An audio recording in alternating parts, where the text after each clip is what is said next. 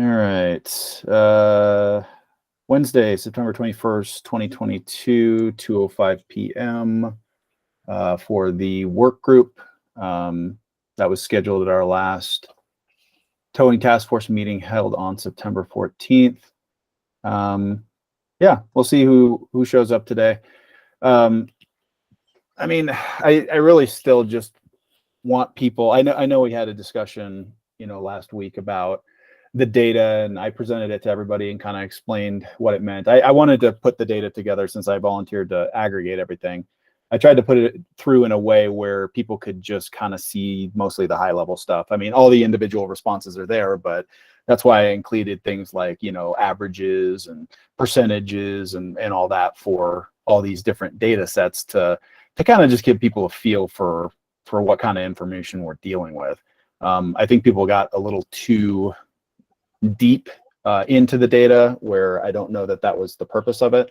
I think it was just kind of to give everybody, a high profile look at essentially just what kind of costs are being thrown around when it comes to towing operations in Colorado, over the past, 6 or 7 years or so. So, all that data is in there. My hope is that people will look at it, and that will kind of guide their decision making as we get into, our more high level discussions on, okay, here's what the rates are now. Where do they go from here? Is it something where there's enough data here or other considerations outside the data where we want to drop the fees, or do we want to just leave them the same or recommend that they stay the same? Do we want to recommend some kind of an increase?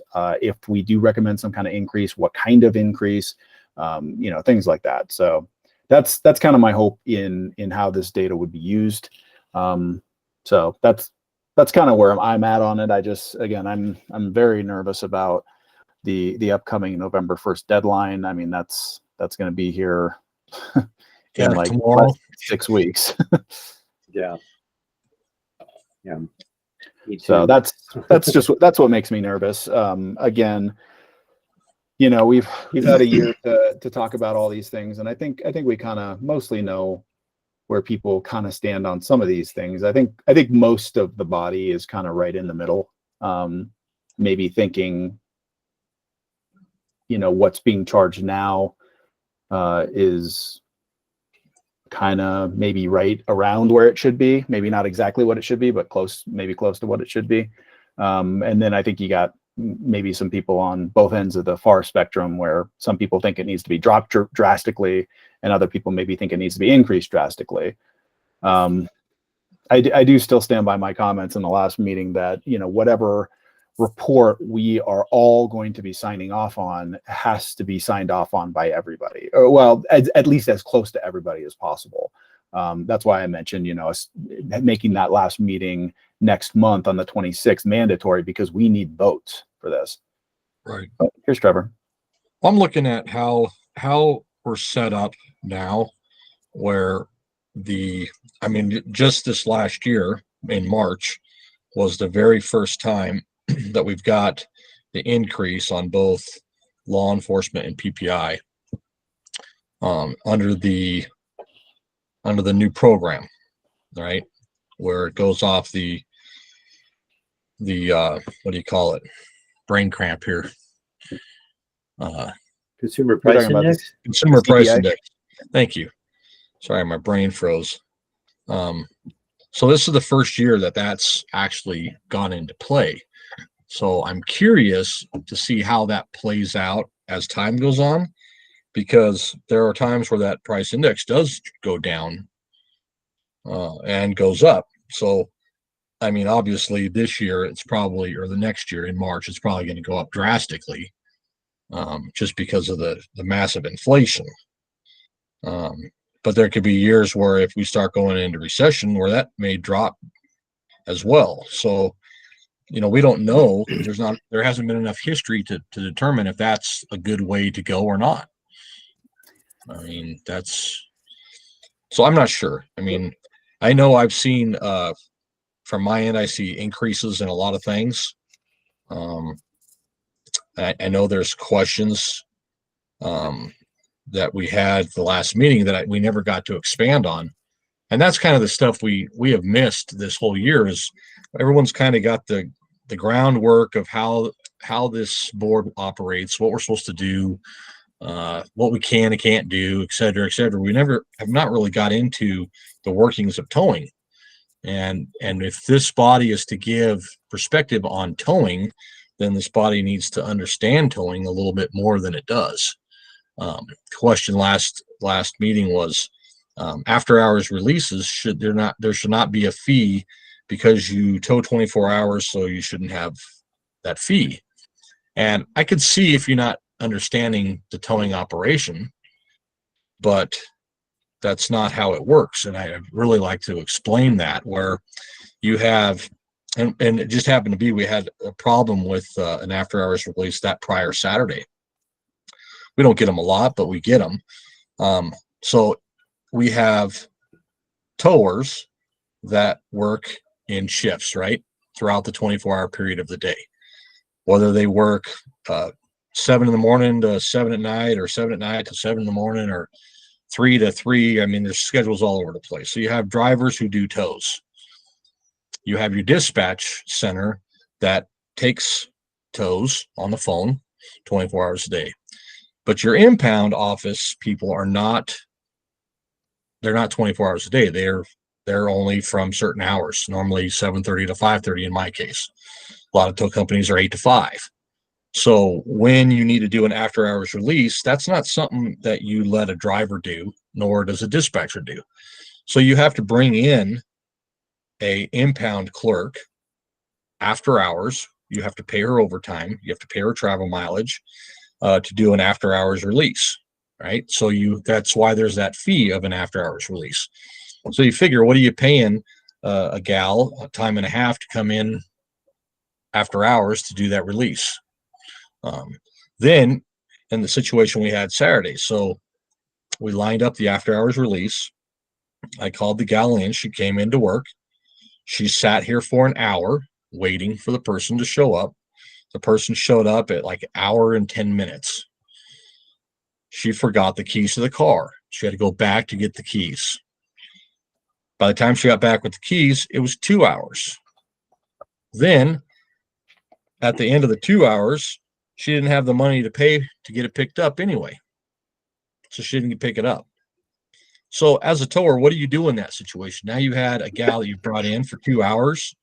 You paid her overtime and travel mileage on her time off to do an after hours release, and the fee is $60. You see where that doesn't even cover my cost to pay that gal to come in, right? So there's situations like that when you're talking after hours release. Does $60 cover it all? No, it doesn't cover it all, but it sure helps a lot, right? Well, and that's not even considering a situation where all of that may be organized and, they schedule that appointment to come pick up the vehicle after hours. And so you make all those preparations to accommodate for that. And then the person doesn't show up. And I'm guessing they probably didn't call and let you know they weren't going to show up either. Right. And that happens. I think I understand that. And I know why. I think I understand why that fee exists. But I mean, you make a good point, that there's more perspective to some of these fees than a lot of people realize. So I get that. Going back to your point about the whole CPI inflation adjustment, I wanted to make a comment to that because you mentioned, and I think it's interesting because this actually just came up in a different area of transportation earlier this week, where we were talking about potential inflation adjustment mechanisms similar to what we've done for towing, for potentially using a same kind of mechanism in other industries as well. And so somebody made a comment about, well, what happens if there's a negative CPI in a given year that is to be used for the inflation adjustment? How would that work? And while I don't really see that as very likely, I don't think I've ever seen a negative CPI percentage before. But if one were to happen, I mean, the rule does clearly state that it is a CPI inflation adjustment, not a CPI inflation increase. So again, it's going to go up or down, and that's how we would treat it based on the language of the rule. And I would I would maintain that we should have similar and consistent language if we're going to be using this mechanism across the board for other transportation industries beyond towing. And so while and I know I've said this numerous times in numerous meetings, and I still feel the same way, which is, while I don't think this is a bad idea, and I don't think it's been a bad idea for the commission to try out something like this, in regards to, as opposed to what we've done in the past, which is just, every handful of years we go through a very lengthy and time-consuming rulemaking process to maybe adjust them a little bit up, or whatever that particular situation warrants. I think it's probably a good idea to at least try a mechanism like this that we have for towing now, where there is an annual inflation adjustment. The only thing is, people are going to look at the immediate results, and this is the worst time to use a tool like this for the first time and see what the result, because again, you're getting slanted results to the idea and the concept. And so, I know I've said it before, this is the worst time to do this. But at the same time, I do think it does have the potential to work, and work in a decent way. I look at certain charges, not just in towing, but in other industries as well. And in some cases, there's certain mandated maximum rates that haven't been adjusted in a decade or longer. And so again, whenever I see them, I point it out and say, we haven't changed this particular fee or maximum rate since 2008. So again, asking for a little bump here and there doesn't seem unreasonable. And instead of doing it all at once every 5 or 6 years, maybe just have little tiny increments on a per year basis. And of course, if the economy is doing well and the CPI is a negative, which again, I've never seen one, but I suppose it could happen someday. Then again, we would use that language in the rule that we currently have for towing to adjust it down. It probably wouldn't be going down a lot, but just a whatever the percentage indicates.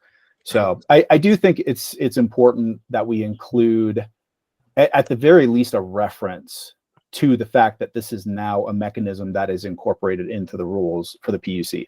And again, however, everybody in the body wants to respond to it. I know some people probably aren't crazy about it. Some people might like it.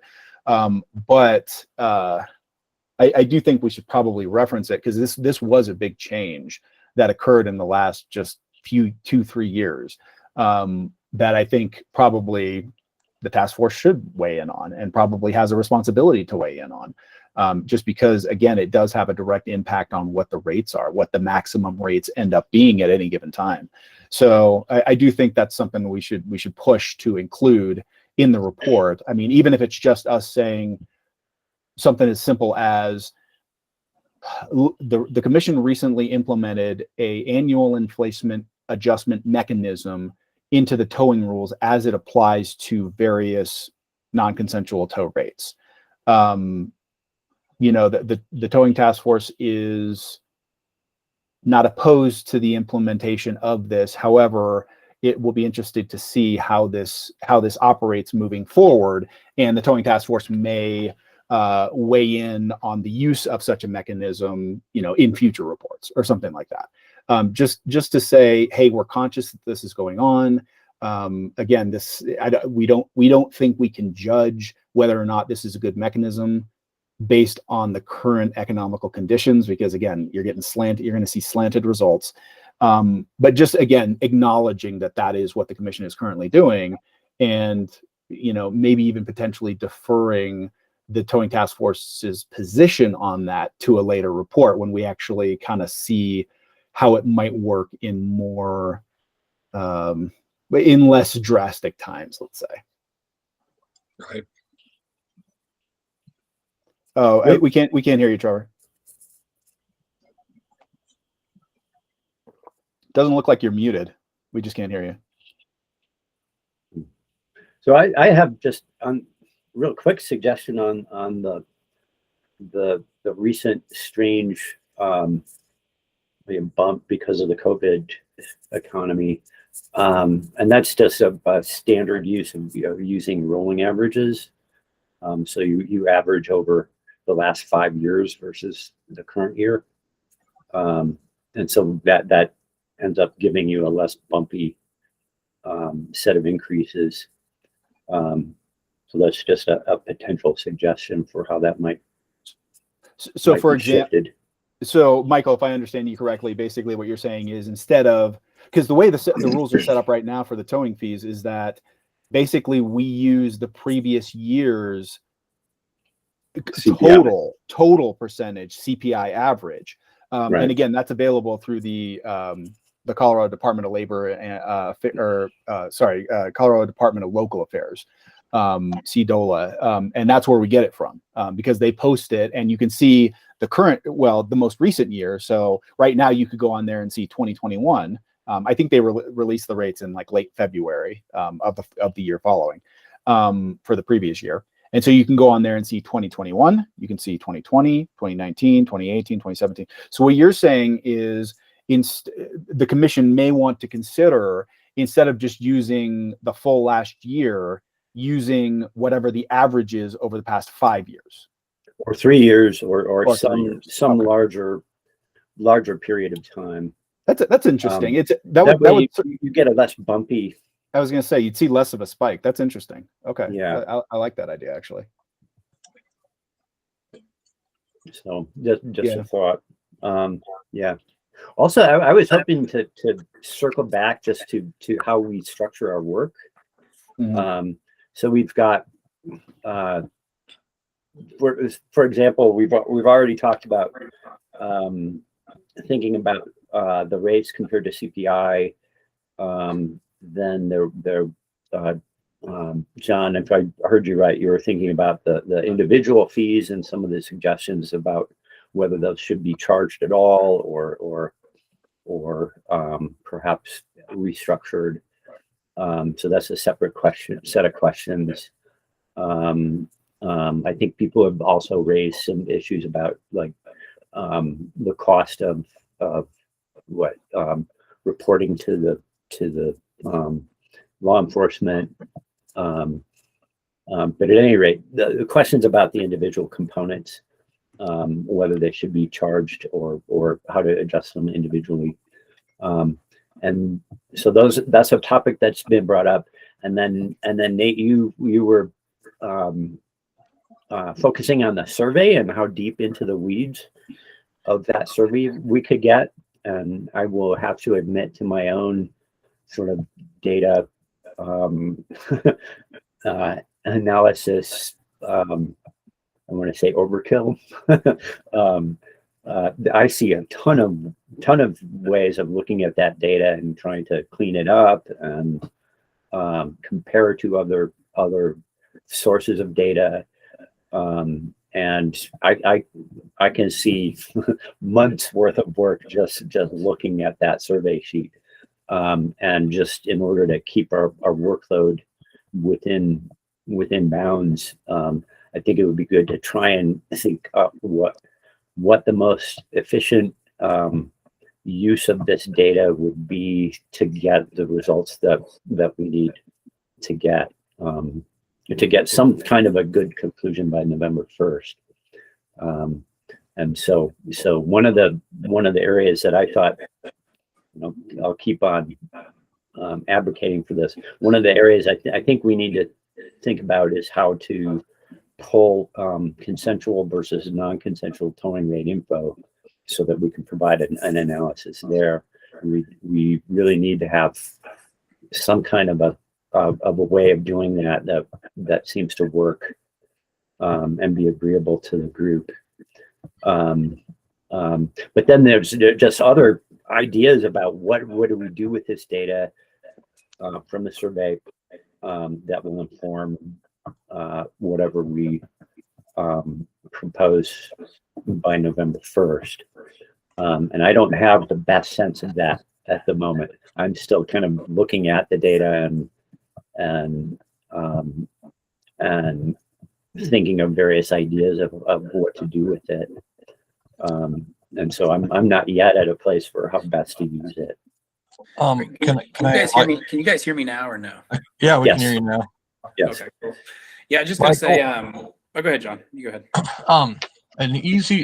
From my perspective, if you were to try to figure out the difference, if I eliminate all of my requirements for non-consensual, I can kind of go through the data and we can pick out things like the property, the impound facility, the garage keeper's insurance, the manpower I have. If I eliminated my impound facility and we can kind of look at the data like that. So if we eliminate the things that are required for non-consent that are not required for consent, we can kind of get a feel for what the difference is between the two.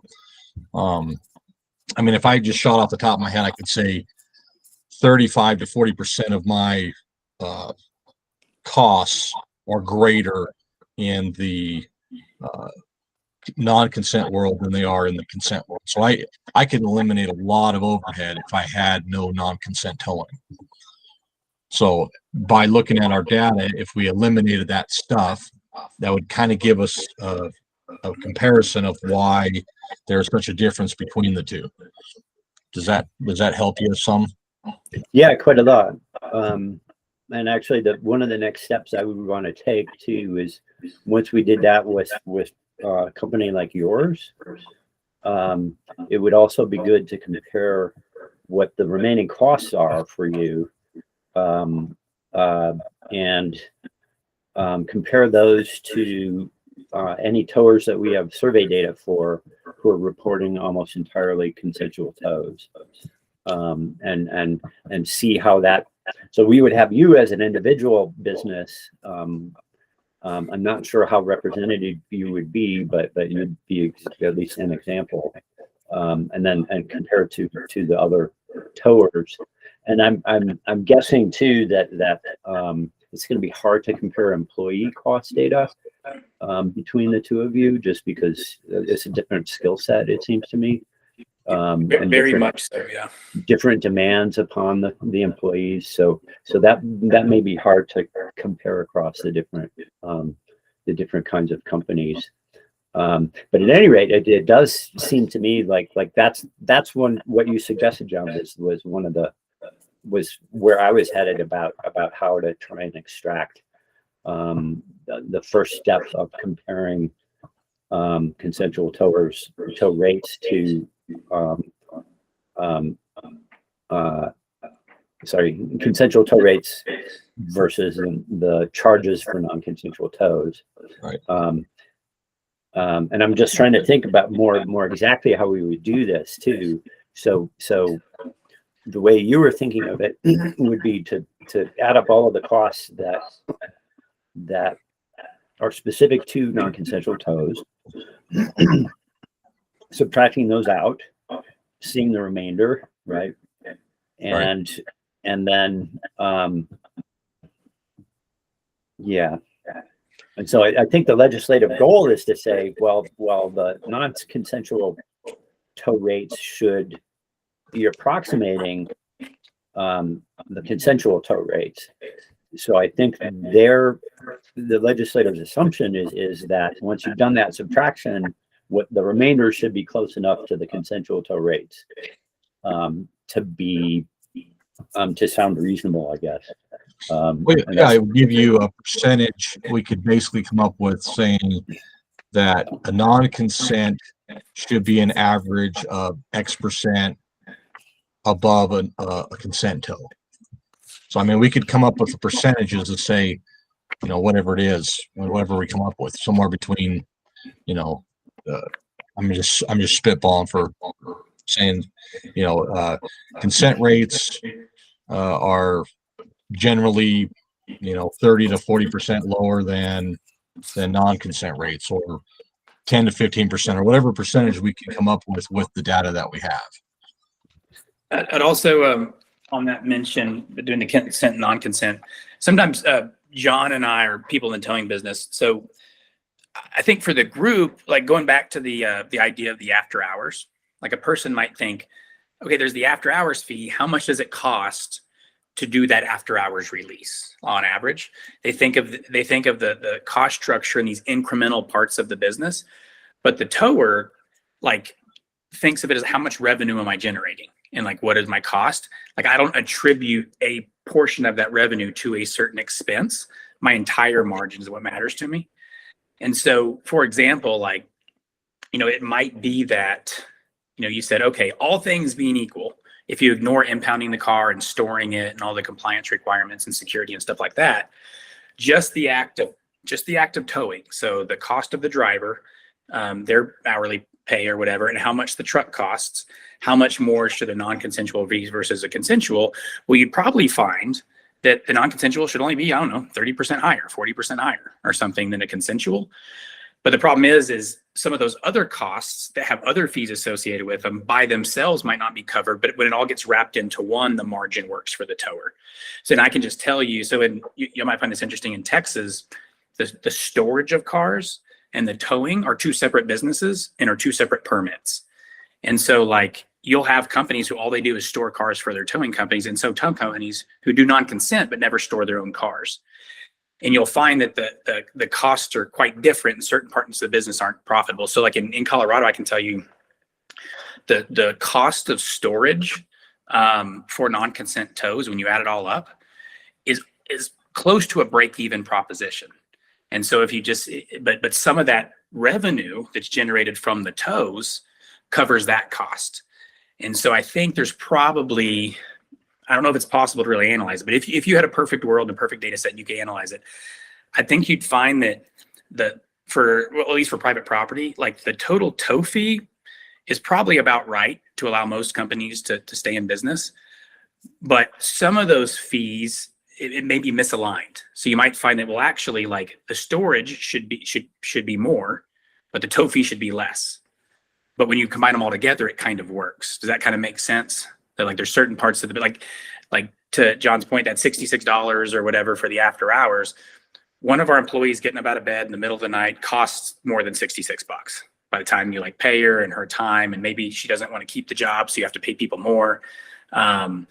But when you blend that in with everything else, maybe it works. And so we might, and we're not going to do this before November, but next year, one thing that might be to consider is say like, maybe the total fees don't need to go up or whatever, but the breakout between them might not be correct.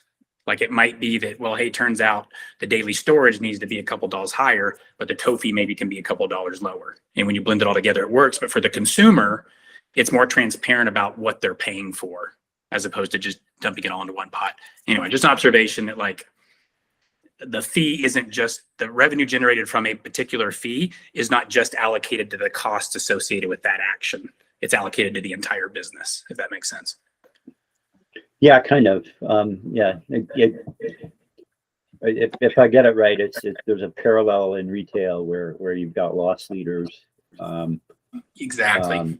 And you've got a variety of different pricing strategies. Some of them are you price lower than your cost just to get people in the store, and then you make your real money off of some other items. Yeah, that's exactly right. It's just they get to choose that and we don't. Right. Yeah.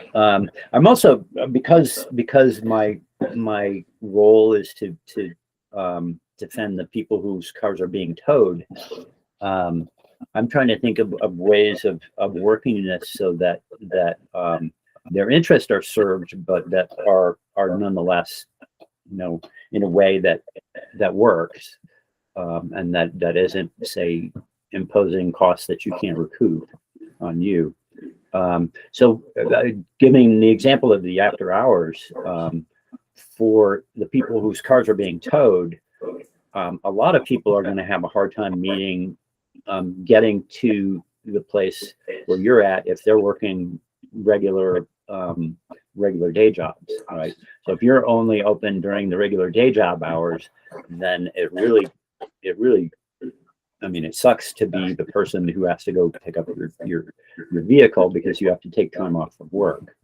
And so if you could do it later in the evening or earlier in the morning, then you don't lose work and you don't lose extra money, in addition to what you're having to pay to get your car back. So one of the alternatives I was thinking of was possibly stating the latest hour before which you can charge for an after hours tow. So just off the top of my head, if we said, say 7 o'clock, you can't charge for an after hours, pickup after 7 o'clock. How that would affect your industry, because I know I imagine it would require you to shift when your hours would be, possibly. But if you were open for just regularly for people to pick up their cars, sometime during the day up to 7 o'clock, that would provide the time available to the non-consensual consumer, where they wouldn't lose hours. And if that was regular hours for you, you wouldn't have to pay somebody to make this individual visit. You wouldn't have to make appointments. You wouldn't suffer the kinds of problems that you were suffering, that such as what John just mentioned, where people make appointments and don't show up and things like that. So I was curious about that as an idea, because that would serve the consumer very well, and potentially address one of their main concerns. That's why people don't want to pay the after hours rate. Yeah, it's after hours is interesting because it's kind of like it's like a sledgehammer instead of a scalpel, like, for lack of a better term, right? Like, if, John's example earlier of that employee having to get up at 2 a.m. and go to the yard and open it up and release the car and maybe wait around is very different than releasing at 7 p.m. when someone maybe just stays a couple minutes later, right? It's not, I don't have a solution on how to differentiate between those two, but it is true that, like, it's kind of not the same. And I also do recognize that, a person, if I get, like, let's say I get my car towed and I got done with a concert or something, I was out drinking or whatever just people are doing, and got my car towed. I want to go pick it up immediately, but then there's this after hours fee. So then I'm stuck between either waiting in the morning and maybe being late to work, so that way I don't pay the after hours fee, or paying the after hours fee and not being late to work. It's kind of like a weird decision for them to make. I don't have an answer, but I mean, I suspect in the coming year or whenever, we could probably think through some structural changes on, like, okay, well, maybe, business hours is defined as this, and maybe you push it out a little bit on either end to give an extra hour. Like, most people have to be at work. So maybe commission could say, okay, after hours is between 7 p.m. and 7 a.m. So, like, there's an hour on either side of when people maybe have to go to work to give them some time and not get hit at the after hours. But yet the tower still gets paid for that 2 or 3 or 4 a.m. type situation. It did cost the tower some money, but I don't know that it'd be catastrophic. So I'd be open to something like that might align itself more with what people are actually able to do. And actually, Nate, you can remind me, like, right now, the business hours are basically what the tower decides they are, right? Not exactly. And I was going to make that comment just based on what Michael was saying, which is, right now, the current definition of business hours is under our rule 6501F. And what it says is, business hours means 8 a.m. to 5 p.m. Monday through Friday, excluding legal holidays. So what you would expect for most businesses, and any additional hours and days the towing carrier may designate. So basically what that means to us is that if the towing carrier doesn't specify any other types of business hours, then we basically say 8 to 5, Monday through Friday, excluding legal holidays. Anytime in that span is during business hours, so you can apply this after hours charge. However, a towing carrier can always expand beyond them. And we do see it sometimes, not a lot, but sometimes, where a towing carrier might advertise on their website that their operating hours are 7 a.m. to 7 p.m. Okay, well, that's fine. And so in that case, if we were working a tow complaint and a vehicle or somebody tried to collect their vehicle between 7 a.m. and 7 p.m., then we would expect that towing carrier would not charge an after hours fee, because that's during their own designated business hours. It's beyond what we classify as business hours, but that's okay. As long as they're designating them, that's what we're going to hold them to. So, and we have had issues over the years with this particular issue. Just people kind of not fully understanding what our expectations are in regards to, when you cannot charge the business or excuse me, the after hours fee. And again, I feel like we've been pretty consistent with it, when people can charge, when they can't. Yeah, that's what I would say about that. That's what the current rule says, and I don't think we have any interest in changing it. Yeah, I'm on that page. The only thing I'd say is that, like, I'd be open to an expansion of that time slot by a few hours on either side, because I just know as I think if there's some practical matter, because I'm actually like dealing with the customers, and that's the complaint I don't know the PUC does, but we get, right, that we hear that it's like, well, yeah, you say from 8 to 5, but I got to be at work at 8:30. So like, I'd like to wait and come get my car, but I can't because I got to be at work. And so I think I think I'm very interested in finding ways that we can tweak the system that may have small or marginal effects on the towers, but could have a big impact on convenience or whatever for the consumer. Like, those are win-wins. And so, if the PUC said, hey, actually, like, we're not going to leave it up to you, like, the business hours are, I mean, you can make it wider if you want, are actually 7 a.m. to 7 p.m. So you give an extra hour on either end for people to get to or from work, or go get their car after work before they have to get their kids or whatever. It might, the tower would lose a little bit of revenue on some after hours, but not a lot. And for those people, it could make a big difference to them. And so I think there's some solutions like that from a structural standpoint that could be made that I look forward to exploring.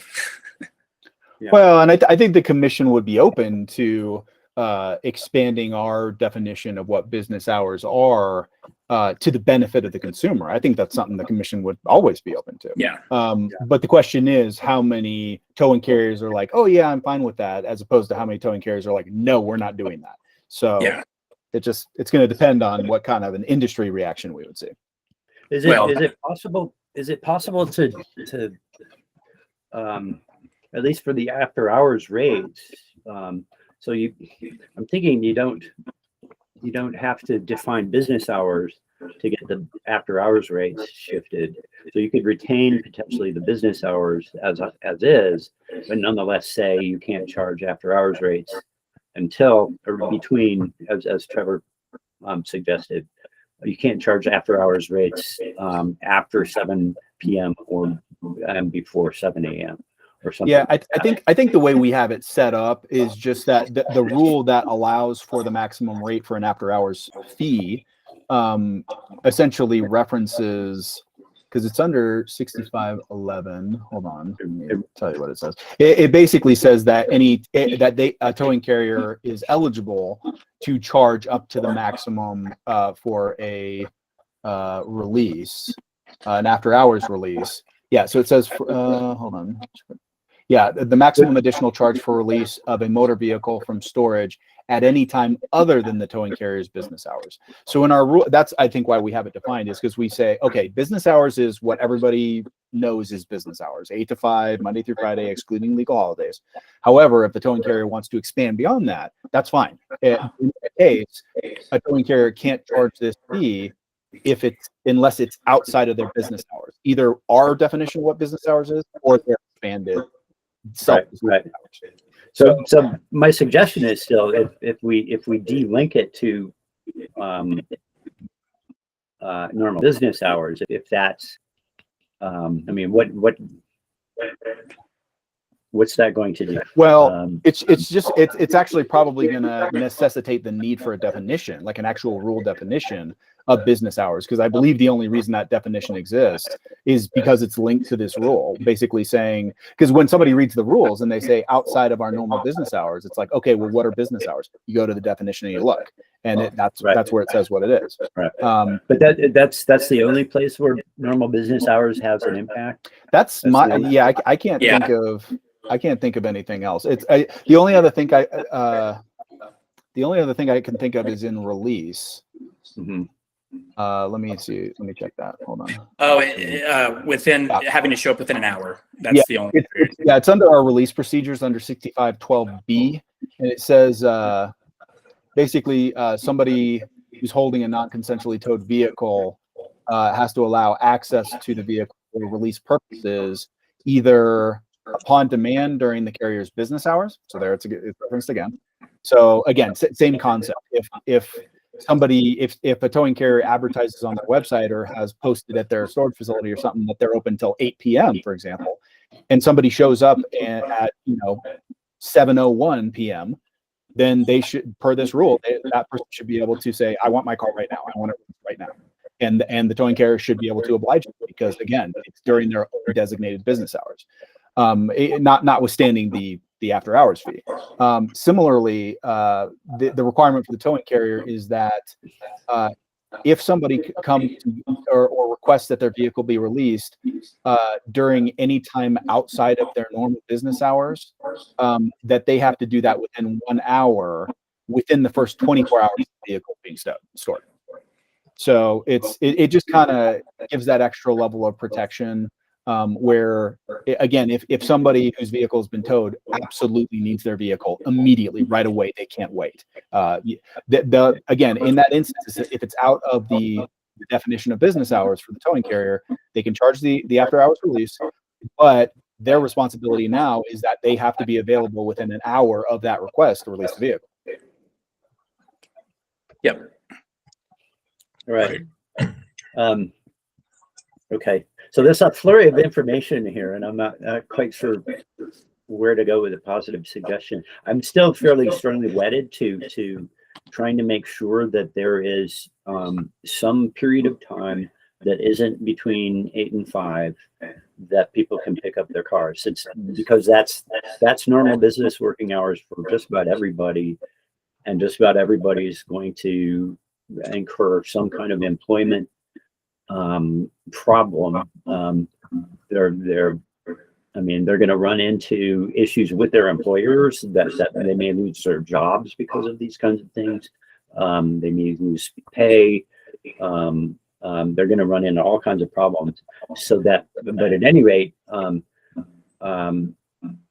for those people to have to pay the extra hours fees ends up being what is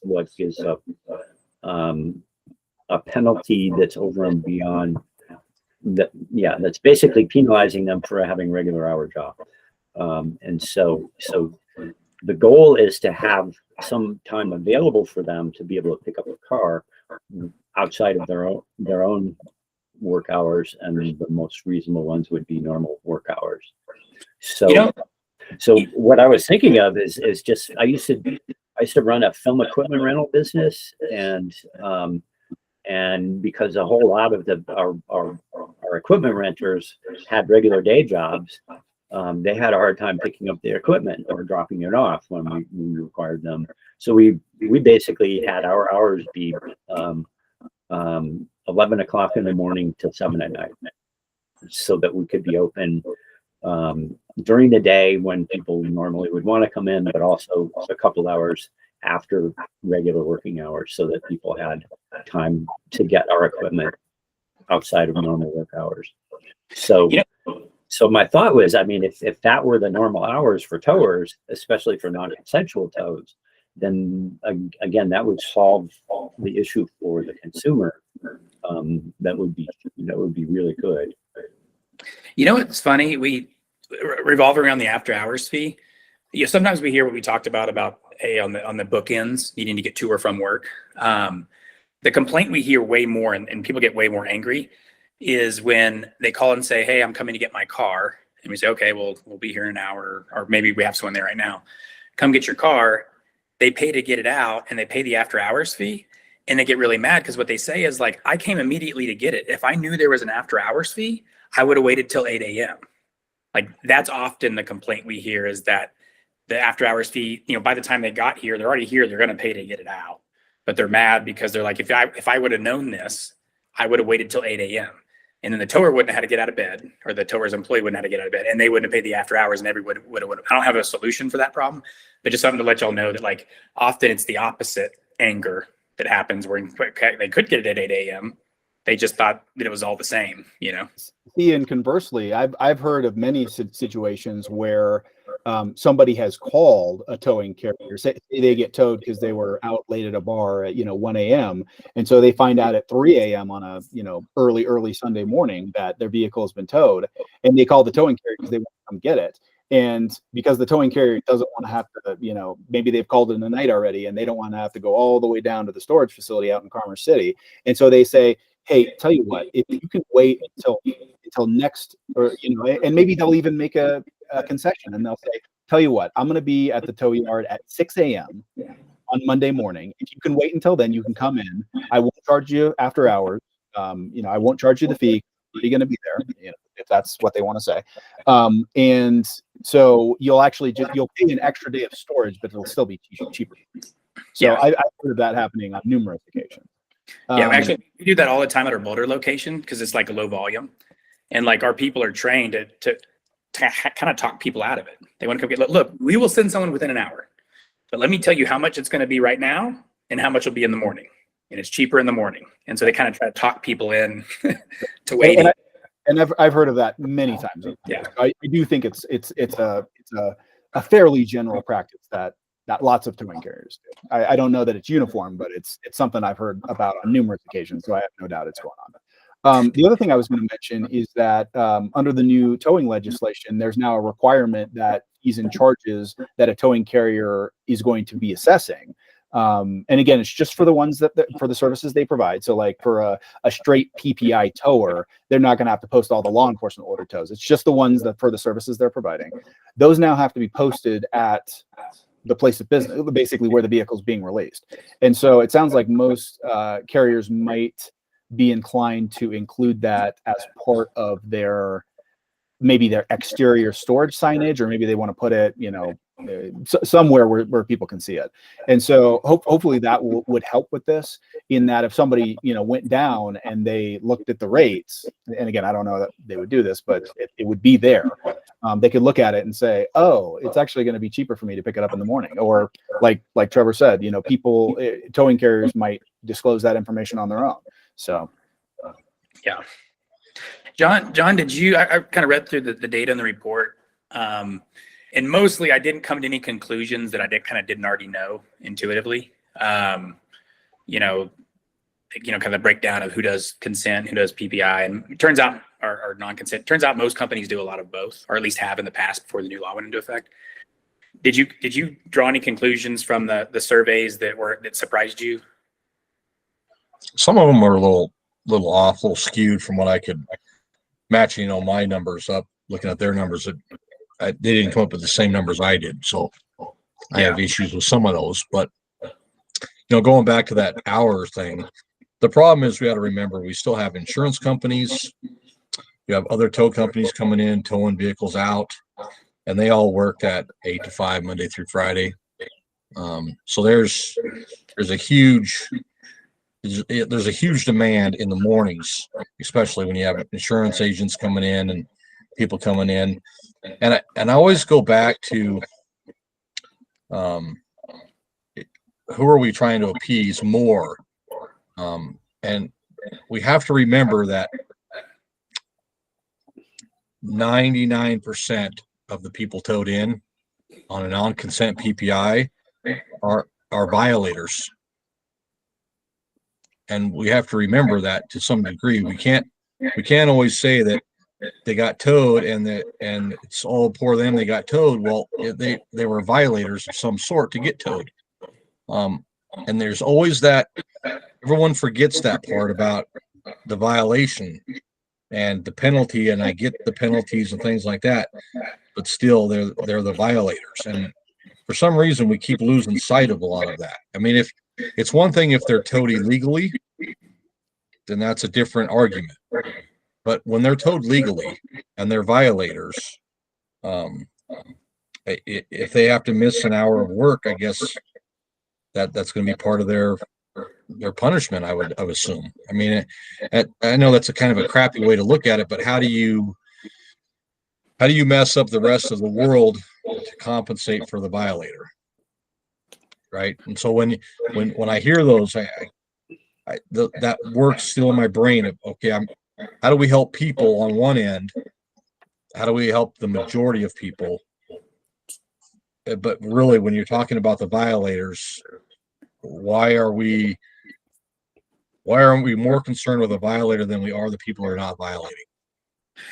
I would actually, John, I would extend that as a similar kind of logic to the way you structure the fees, whether you have high storage and low tow fees or high tow fees and low storage relative to the costs. You kind of end up picking and choosing who's getting a better deal from the customer standpoint also.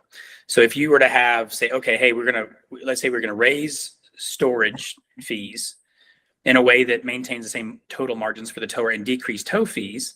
Well, that's a way better deal for the person who gets their car immediately, right? Like they're getting their car for cheaper. But then the person who got their car towed and for a variety of reasons couldn't get there for 3 or 4 days, now they have a much higher bill. And so by definition, how you do those things is better or worse for somebody else. And you could do the opposite. You could say, hey, we're gonna have low storage fees. And then it's much better for the person who leaves their car there for a long time and much worse for the average person who picks their car up quickly. And so it's in some ways, these things are like a zero sum game a little bit when you turn the dials. And so there's not like a perfect answer that's going to be good for all consumers. I think we should look at it and say like, okay, the towing industry needs to make a reasonable margin to where they can survive and keep their towing business going and have benefits for the employees and have safety procedures and stuff like that.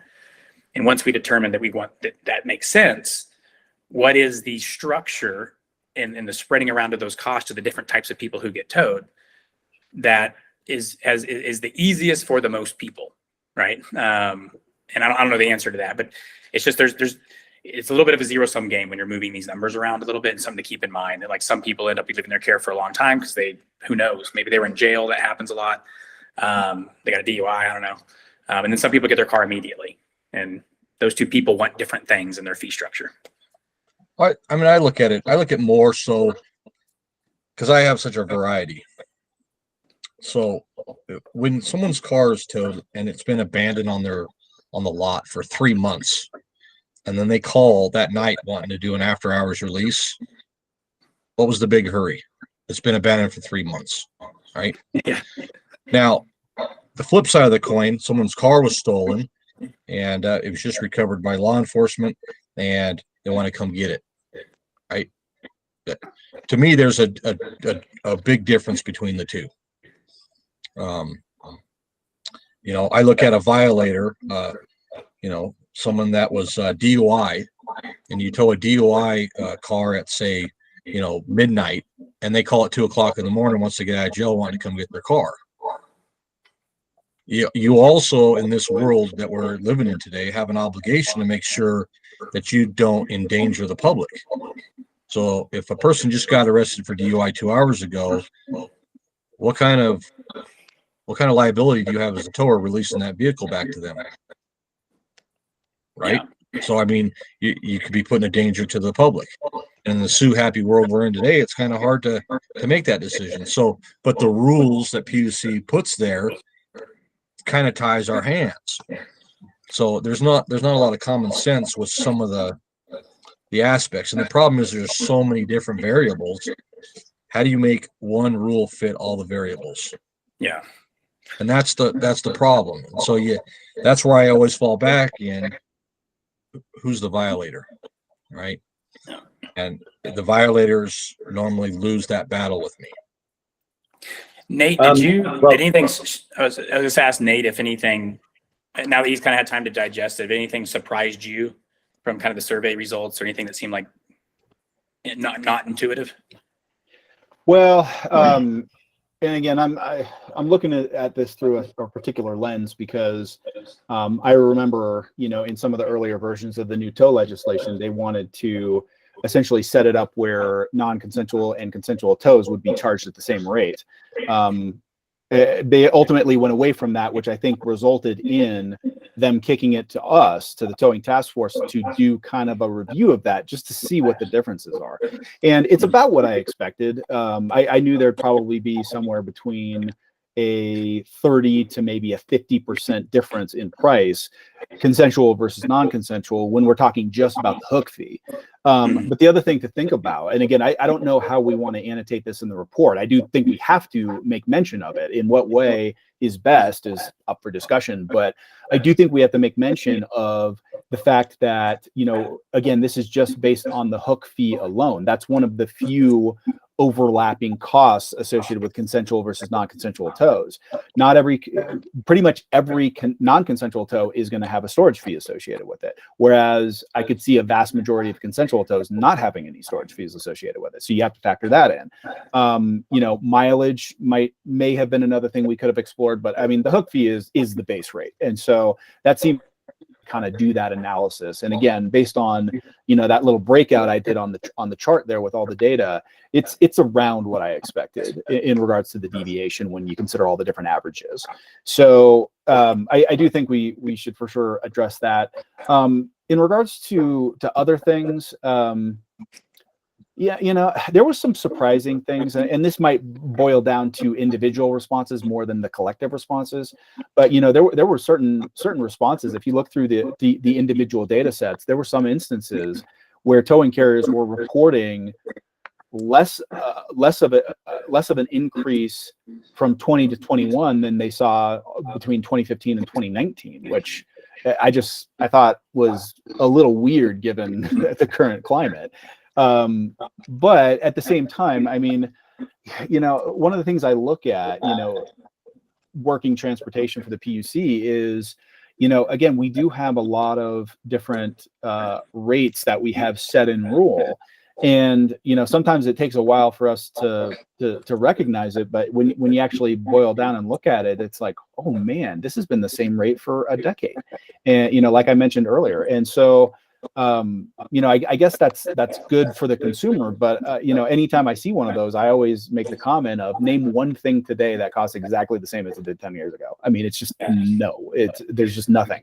And so, you know, we I think at the commission have to be you know, cognizant of that aspect. You know, we have to factor in that, you know, it's pretty normal United States recourse for things to just go up a little bit every year. Not a lot, just a little bit, for the most part. I mean, there are exceptions like, you know, what we've seen over the last couple of years, but I do think that, you know, there's been a lot of work, and I don't think this should be discounted, there's been a lot of work that the commission has put in over the past 20 years in getting us to where we are right now.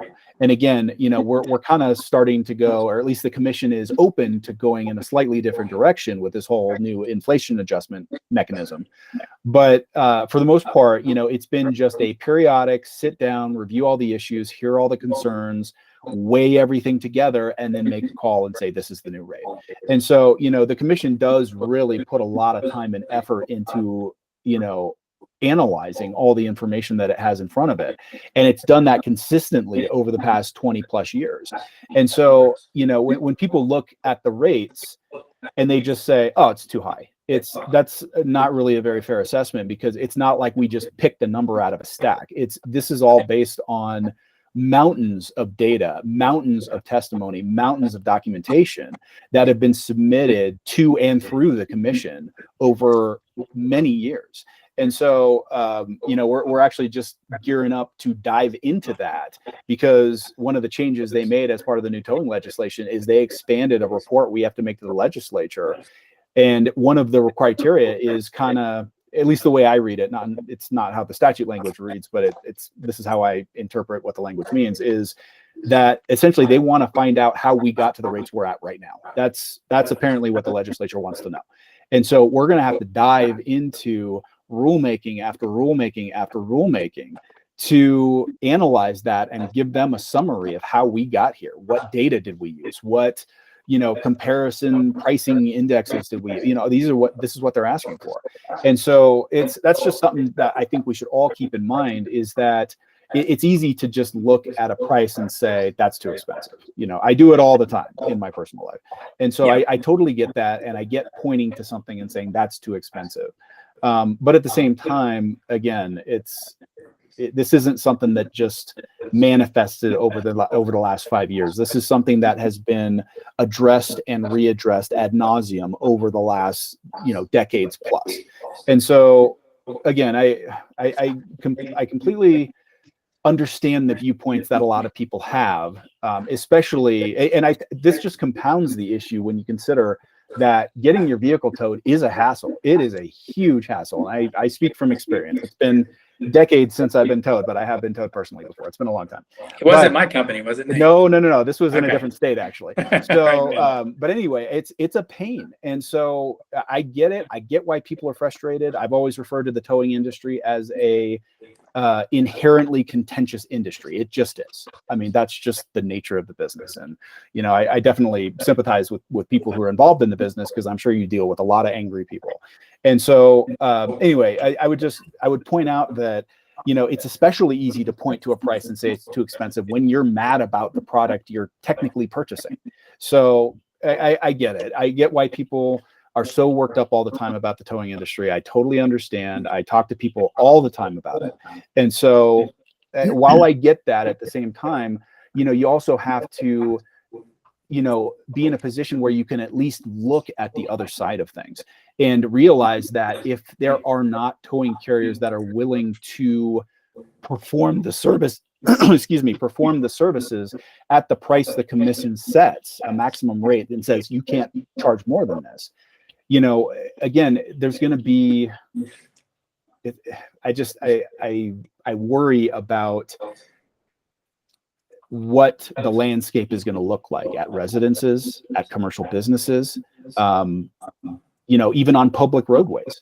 And so again, you have to weigh it all across the board. And I'm in a unique position where I see all of these things together. I see what's coming from the consumers. I see what's coming from the towing carriers. I see what's coming from the legislature and from the governor's office. I see it all. And so I'm in a unique position where I'm seeing all perspectives at once.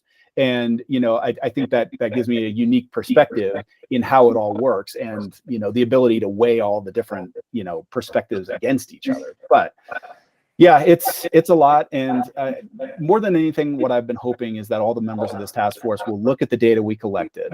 What was it perfect? No, but I think we did a pretty good job, and I think we got a pretty good result as, going through and putting all this stuff together.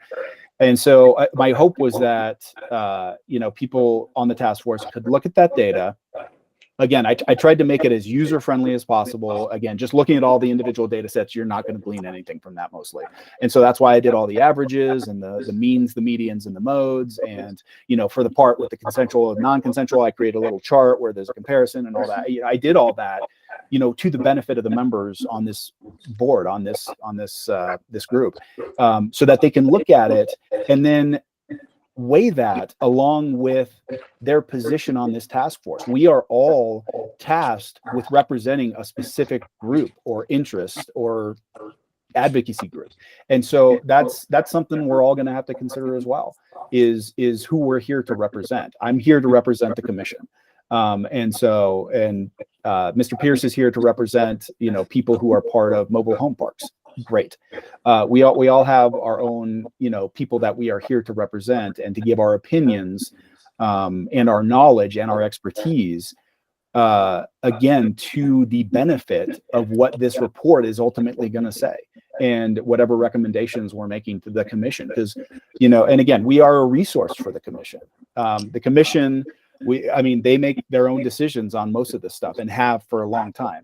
And so we are here to act as a resource for them. We are here to give them our opinions, our expertise, in an elegant and formal way, so that they can take that into consideration when they're making some of these high-level decisions. And so that's something else everybody has to realize. We're not just going to put a whole bunch of amended rates on a sheet and the commission's going to be like, okay, they might do that. But more likely, they're gonna weigh that, similar to the way we're weighing the survey data, along with all our other expertise and everything we're bringing into this role. Yeah. The commission's going to do the same thing. They're going to weigh what we're saying along with what everybody else is saying. They're going to weigh what the consumers are saying. They're going to weigh what the towing carriers are saying. They're going to weigh what we're saying. And so again, I think everybody has to understand that is what our role is to act as that resource. And again, I think we're doing the best we can. I think we've put a lot of time into this over the past year, and we're getting to the finish line, at least for this first report, to give them a heads up on this is what we think it should be. This is where we are now. And again, I'm making a note here of the different things that I think we need to make sure we include in the report, which is things like the CPI inflation adjustment mechanism, consensual versus non-consensual tow rates. So interestingly, one of the adjustments they made to the recent towing legislation was they wanted us, the commission, we're responsible for this annual report. It's the towing task force does their recommendations to the commission, but what the commission is responsible through that same statute is to make a report to the legislatures. And one of the things they want us to include there is the towing task force definition of a consensual and a non-consensual tow. I don't know that that's something that's specifically outlined in our duties and responsibilities, but it's something we should probably do anyway, just because we're going to be referencing consensual and non-consensual tows in this report quite a bit. And so at least making it clear from the onset, this is what a consensual tow means, this is what a non-consensual tow means when we're talking about both of these types of tows throughout this report.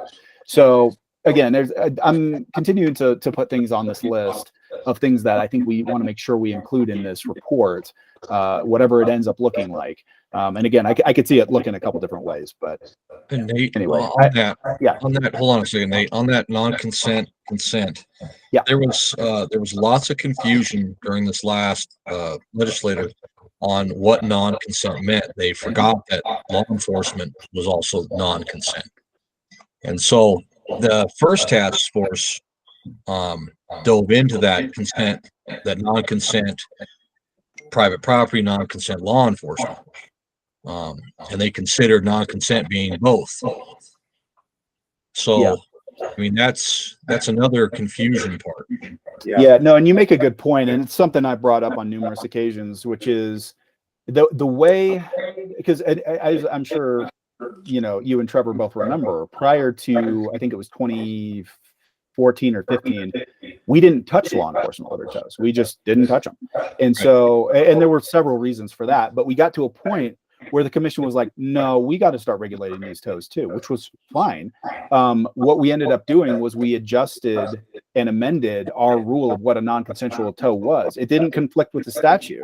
But to my understanding, it didn't conflict with the statute. And so we essentially just made a non-consensual tow, a tow like a PPI, non-consensual from private property, but also rolled in a law enforcement order tow, because in some instances, the vehicle owner or an appropriate operator was not actually the one making the decision to tow the vehicle. It was the law enforcement officer was doing that. And so we kind of rolled that in as, yeah, that could be seen under a particular lens as a non-consensual tow. And that's essentially how we structured our current set of rules, was based on that. That's how we were able to kind of apply an even keel approach to regulation of PPIs versus law enforcement order tows. We were able to apply a lot of the same standards in a lot of the same ways, and it created a very uniform way to do it. But due to the change of the statutory definition of a non-consensual tow based on the recent legislation, I don't think we can do that anymore. And so what we're going to have to do, and probably what the task force should do, is to probably mirror our definition of what a non-consensual tow is to what the new statutory definition is. I mean, that just makes sense. It's kind of funny that they ask us to provide a definition after they just provided a definition. They just made one. Yeah. Well, and I think more than anything, what this does is it just now makes it very clear that law enforcement order tows is its own category. It's not non-consensual anymore. It's its own category. And so, we're adjusting to that. I'll still be curious to see what we come up with to react to that, because we can't use the same strategy we used in the past over the past 7-8 years to do this. And so it's trying, and we're coming up with some ideas, but anyway, these are the kind of things I think we need to talk about in the report, regardless of what else the report says. Just again, to meet what the statute expects us to do, and the whole 403 statute, not just the statute that talks about what directly we're supposed to do. So anyway, that would be my comments about that. So we'll all have to, unfortunately, we're going to have to use some judgment on what's in the report, because frankly, I'm not just gonna be honest, keep in mind, and part the thing on the definition, the bill wasn't written by one person who kind of understood towing and like sat down and wrote the bill.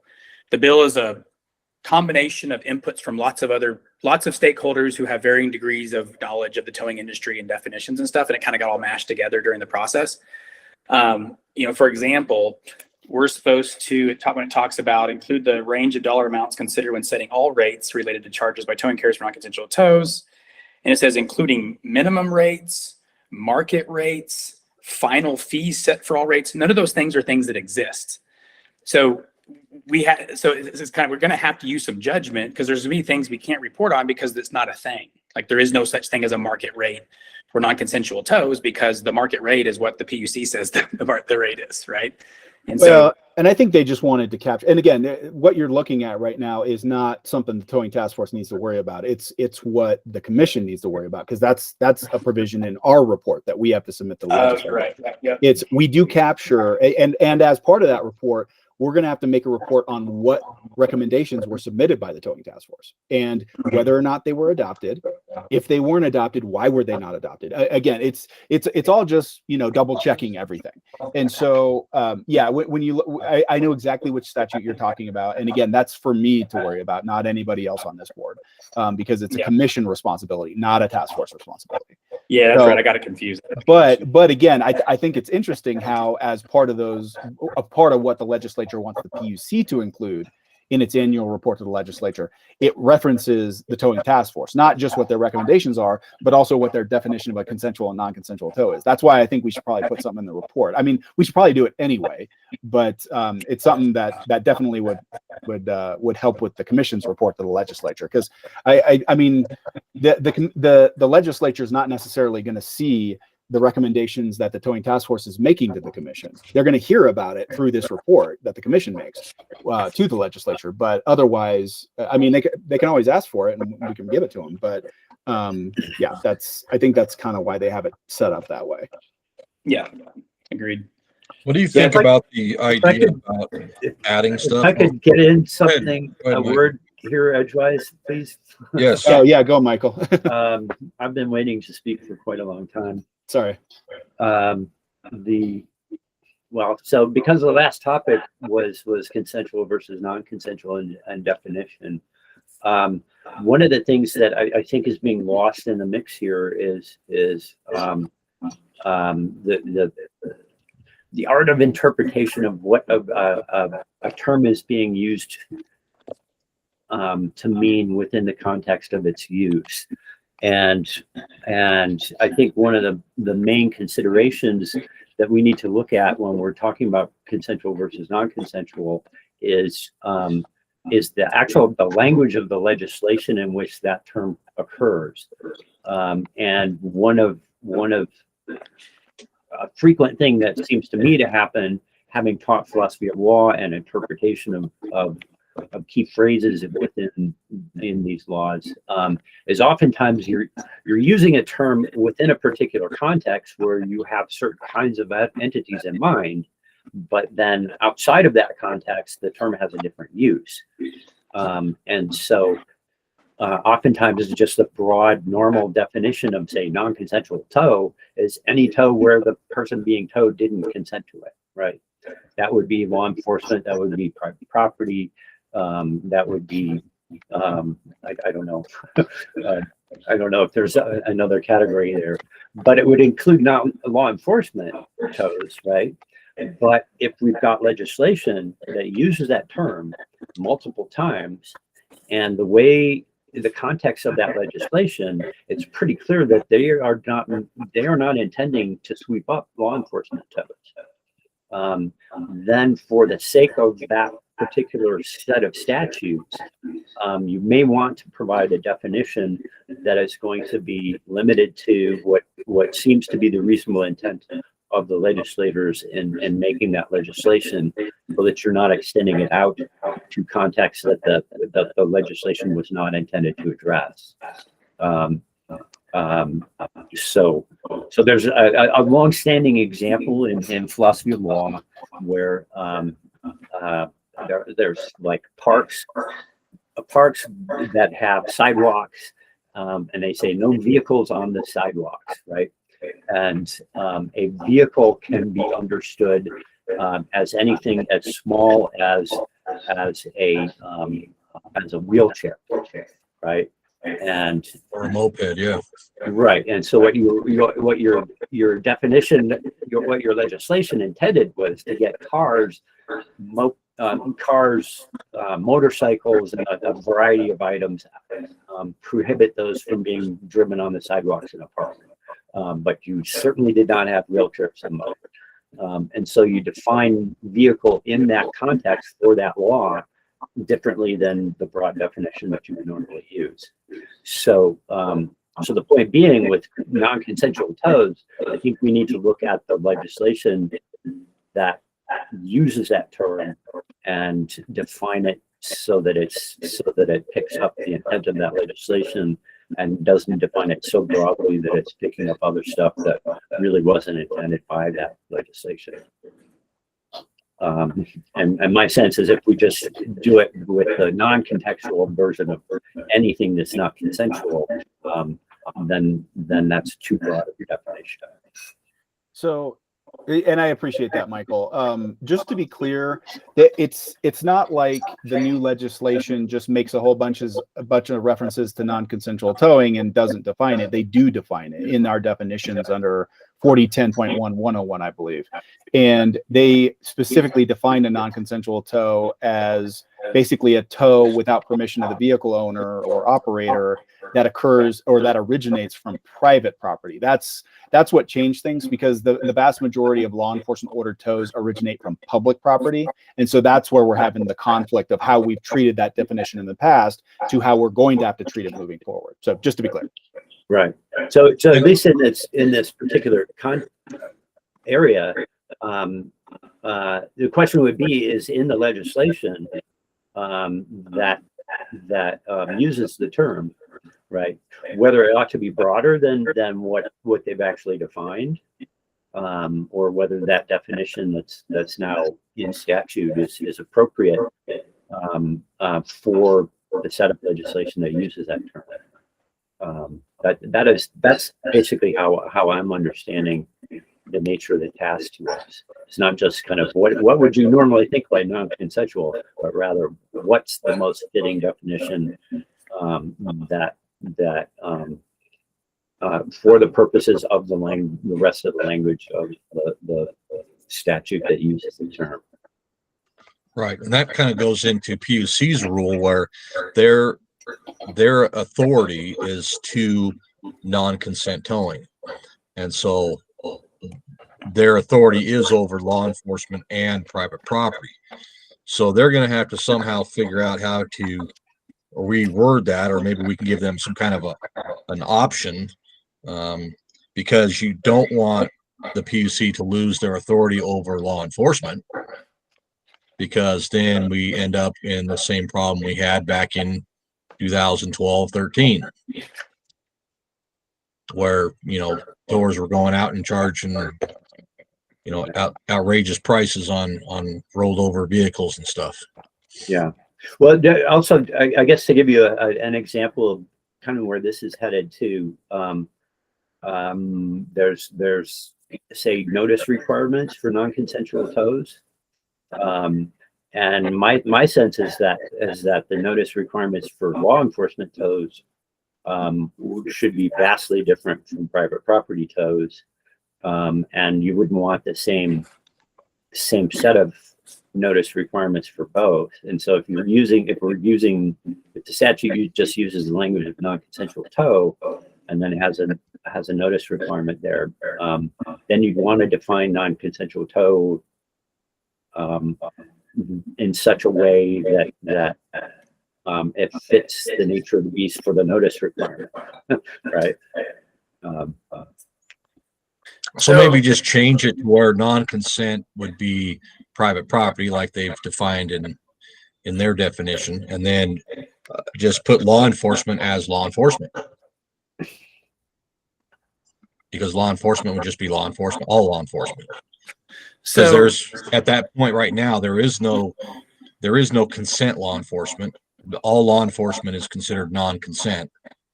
So I guess we could just put a new meeting up, just law enforcement. I don't know. I don't know how that would work in the legislation and things like that. Not to throw a monkey wrench in it, and maybe it's semantics, but I think actually we do have kind of it is unclear to me what is expected of us because of this confusion. Like, are we reporting on law enforcement tows and their rates, or are we not? And there's conflicting things here. Like the definition, the statute is very clear that the definition of non-consensual tow is only towed from private property. But then in the law that talks about what we're supposed to do as a task force, it says cars towed without the owner's consent. So it's like, so is that a non-consensual? Because it doesn't say a non-consensual tow. It says towed without an owner's consent. So it's like, does that include law enforcement? Because those are towed without the owner's consent. But then going back to intent, I think the intent of the lawmakers, but maybe it wasn't, was non-consensual tows, because they wrote this law thinking that non-consensual was only, and without consent was only private property, because they didn't ask anybody for whatever reason. And so it's not even clear to me if we're even supposed to include law enforcement rates or not, because in statute, what we were supposed to report on is towed without the owner's consent, not non-consensual per se. Maybe Mr. Roberts can help us with that.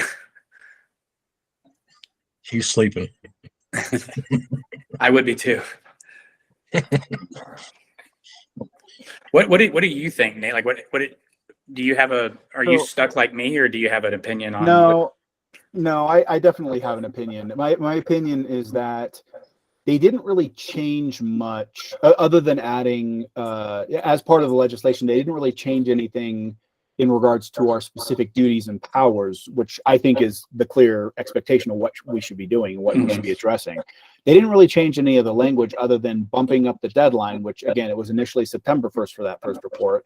They bumped it to November 1st. I wish they would have bumped it to December, but and they added the additional criteria of having us analyze the consensual versus non-consensual tow rates. That's what they changed. Right. But so do you think?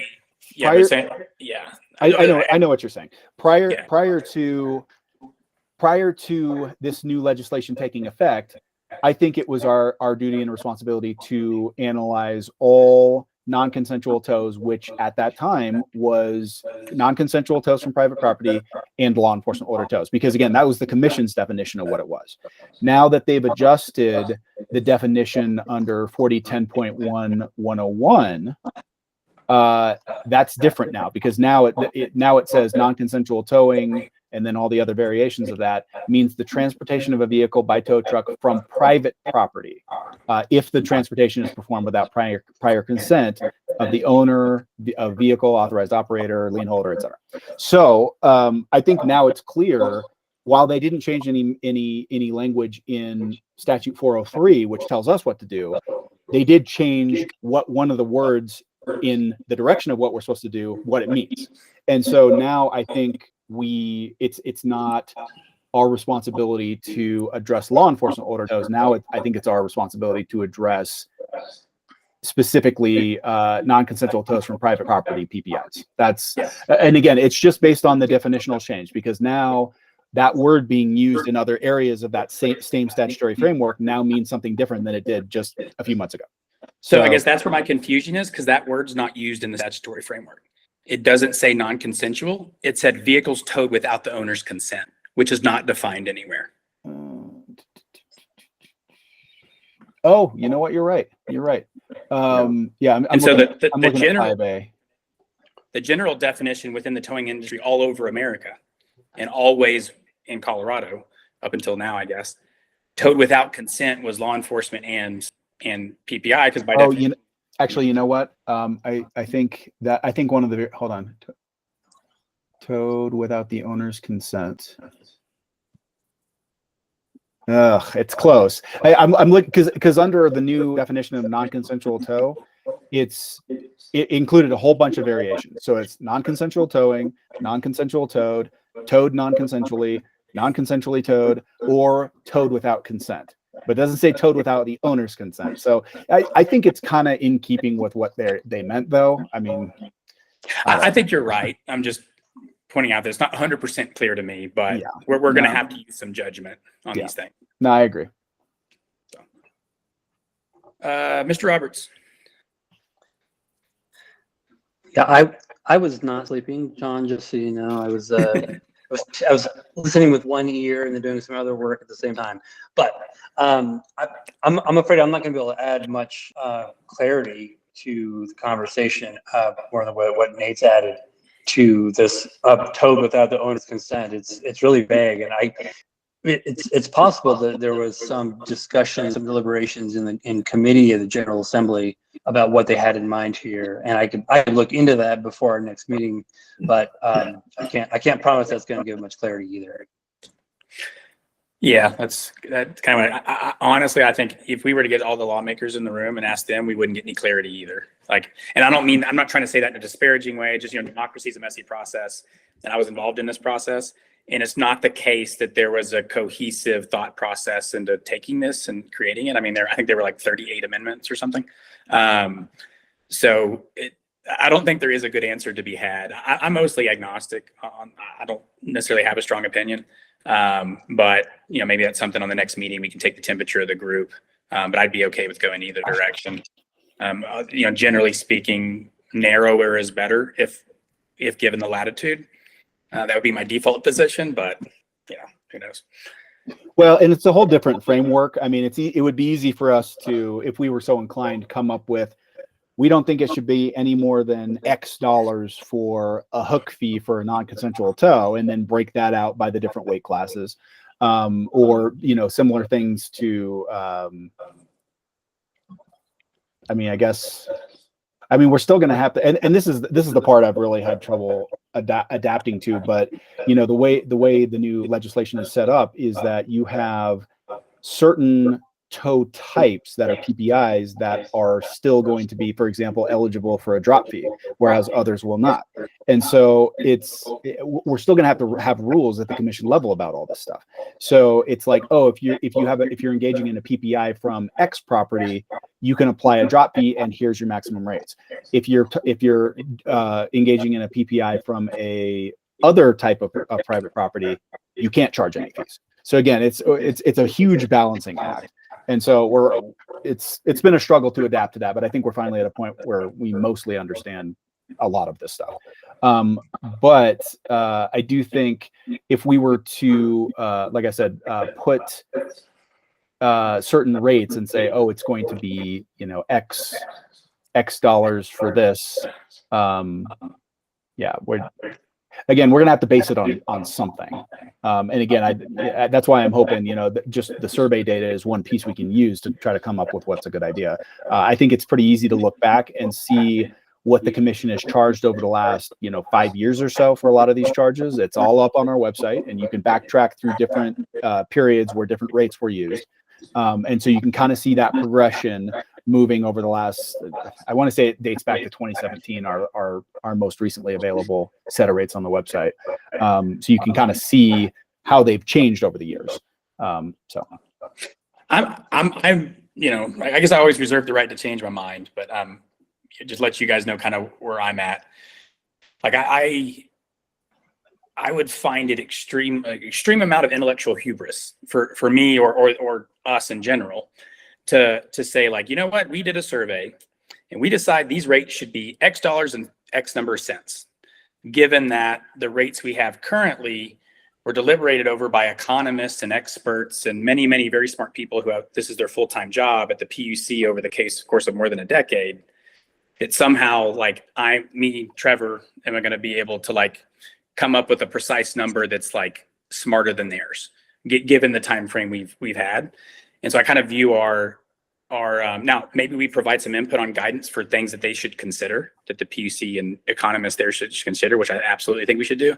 But I'm certainly not going to be supportive probably of a report that lists out specific rates in either direction, either above or below where they currently are on our report that we deliver in November. I interpret our mandate is to provide a report and our guidance and our input. And I believe that's more directional and instructive to provide feedback from different stakeholders, as opposed to prescriptive to tell the commission that the rate should be this, and you either say yes or no to what we recommended. So I'm probably still in the camp of like, I just don't think we have enough information. Even like the storage rates, for example, the storage rates were set at a time when any part of a 24-hour period you charge that day. And so they were set with that assumption in place. But now that it's prorated, the structure's different. And so the rate may or may not make sense anymore. And we don't know how that's going to play out because it's been happening for like just a little over a month so far. Same thing with the notification fees, right? Effectively, our rates have been decreased, either directly or indirectly. And it's just, I find it hard to believe that any of us are so smart that we can determine and calculate an exact rate that's the right one at this point. And so I'm probably still in the camp of saying, hey, here's a couple things that we think should be explored further, that we plan on exploring next year. And at this time, we don't believe it's advisable for the commission to change rates either up or down in any way. And we all need to watch it longer. That's still kind of the camp I'm in, but just want to let y'all know. Just one other thing, and again, I think it's pretty clear in the statutes based on the different positions that we hold that the legislature is expecting us to bring our representation of different communities and interest groups into the equation. I think that's clear on how these appointments are laid out. So I think that's something that they expect us to do.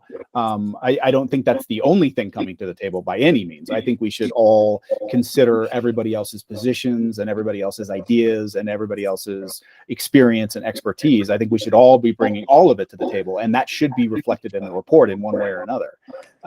So as long as we're doing that, I think we're on track. But yeah, no, I don't disagree that.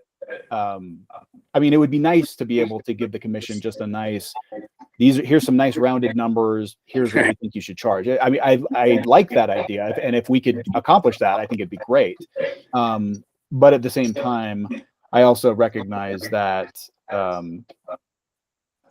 there's a lot that goes into that. And especially given the current climate we're in, it worries me a lot that some of these numbers, I mean, even the numbers in our survey data are skewed. And I know we try to do a lot for that in the way we phrase some of the questions or asking multiple questions that accounted for that. But at the end of the day, we're, you know, some of this data and these numbers are just going to be skewed based on the situation we're all currently in, you know, in the current climate. Hey, Nate, have you taken that? Go ahead, Nathan. I think some of what Trevor is saying, though, is a little premature, just in part because like today, we haven't actually delved into trying to use the survey for developing any particular recommendations. And my sense of the range of possible recommendations we can make would be anywhere from, Trevor, what you mentioned, which is specific numbers on the rates themselves on one hand, which would be highly specific. On the other hand, we could have a kind of a punt recommendation, which is to say, we have a lot of data, it's interesting, it's something we can work with, but at this point, we don't think we've got enough analyses in place to make any recommendations. And so we're basically saying is at this point, just leave the rates alone, not because we think they should be, but because we don't have what we need. And what we're recommending is further study along X, Y, and Z lines. So that's another recommendation that you had that I'm relatively in support of. But then there's the mid zone where we could say things like particular kinds of charges need to be revisited. They look to be perhaps higher than normal. And that's all we're saying, right? Mm-hmm. We're not putting a number on it. We're just saying it was higher than normal, or that necessary, or lower than necessary. It could go the other way too. So that's a range of recommendations we can make. We can make the recommendations broad or fairly specific. We could say, for example, just supposing that the intent of the legislation was right, would be something like that that the the consensual rates are considerably lower hook fee wise than the hook fee being that non-consensual towers are being reimbursed for. And that discrepancy deserves further study. So that could be, again, a kind of a recommendation that we're making. But I don't think we're going to get to what those recommendations would be until we actually delve into trying to analyze our data and see what we can come up with as recommendations. Yeah. Well, I'm with you there, Michael, on a lot of that. I mean, there's things that if you took our mediums and you just plugged them into the previous task force model, have you done that at all, Nate? No, just because again, it's hard to see exactly how we might do that. Now that we have all the responses, I think that's an exercise we could do. I'm not sure what it might look like. The more I look at that cost model, the more I see that it was weighted pretty heavily on the numbers and actual figures from the Utah study. And so I suppose we could repurpose that column and insert maybe just the averages that we're seeing instead of it being from the Utah study, it's from the data we have. Exactly. And that might accomplish that.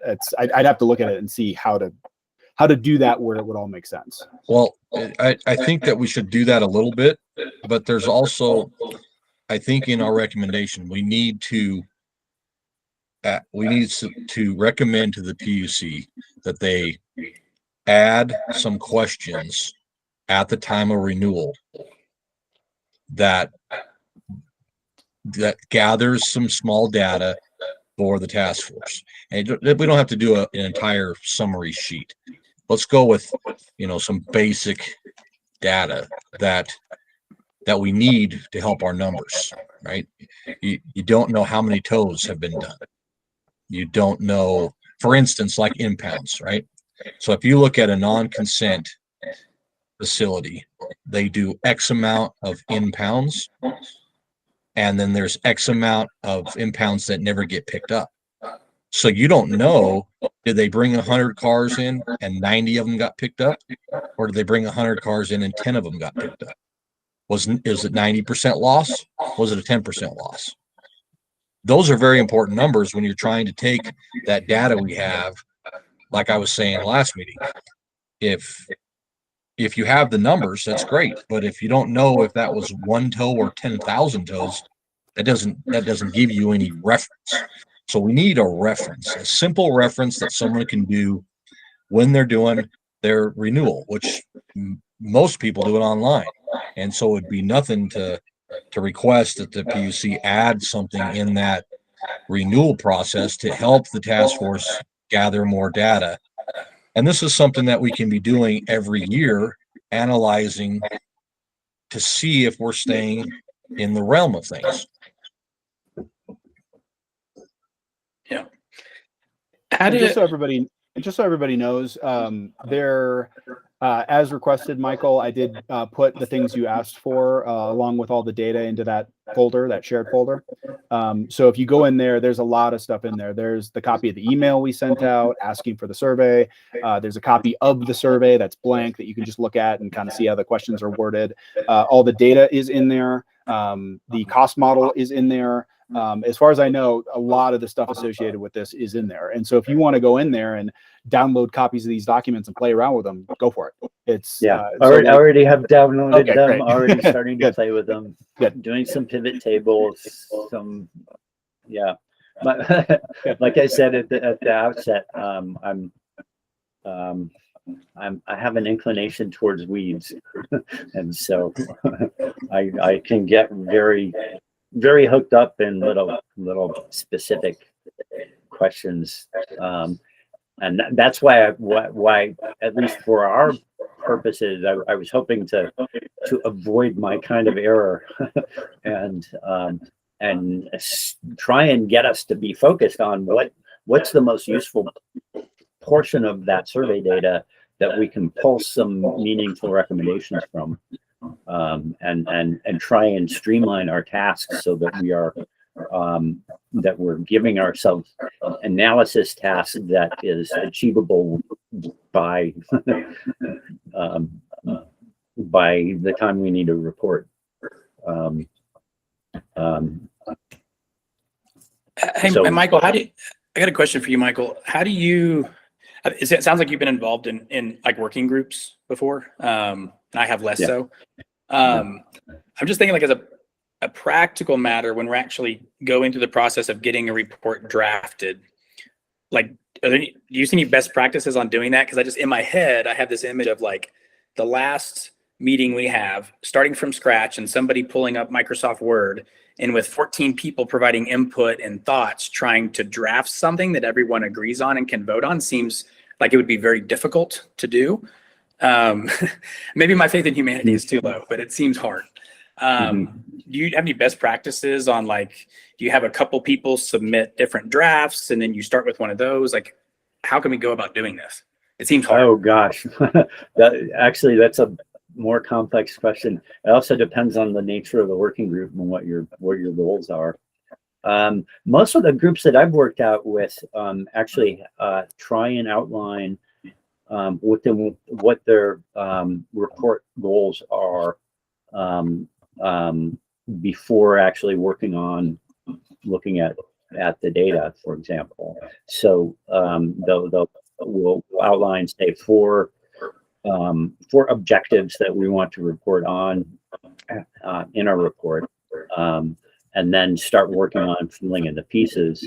And typically, if you've got, say, 4 objectives, you've also got you start analyzing how do you get to that objective? What are the intervening steps you need to take to get there? And then you start filling in, accomplishing those intervening steps. So that's I guess partly how I'm used to doing the working group scenario. One way of structuring it. And at this point, I guess we don't have like a set of objectives that we need to meet, and it might be helpful to outline those. Yeah, Nate, you're kind of have a All running list. level objectives that we're trying to get. Nate, you kind of have a running list going, right? You were talking about that earlier of. Yeah. So I got 6 items on the list so far, and I'm sure we could add more to this. But yeah, I have, just how I imagine this report could look is, where we are now, maximum rate wise, where we are now, how we got here in just basic, outline. I don't know that has to be too detailed, but at least we can give a reference point of this is where we are now. This is how we got here. And it's nothing probably the commission is not going to know already, but we should at least reference it. Address consensual and non-consensual toad definitions, which I know we talked about a little bit. Address consensual versus non-consensual rates, because again, that's one of our requirements. Address the CPI inflation adjustment mechanism, which has been in use the past couple of years. I think we should at least make mention of that, if nothing else.